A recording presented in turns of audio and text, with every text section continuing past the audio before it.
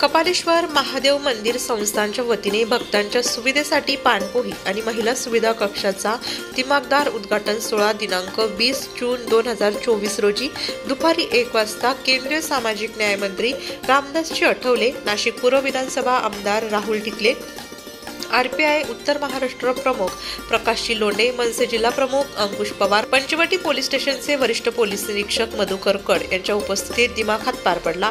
रविभूषण लोंढे, संजय भामरे, महेश चव्हाण, शशी गरुड, मंगेश वाघमारे, देवाजी पाटील, अजिंक्य किटे, राजाभाऊ अढांगळे, संदीप पवार, सुमित घुटेकर, प्रथम पाटील, यश पाटील, अथर्व पाटील, समाधान ठोके, राहुल बोरीचा, संग्राम साळवे, हर्षल गरुड, रितेश सोनवणे, निलेश जोशी, आकाश मोहिते, मुन्ना राणे आदी उपस्थित होते।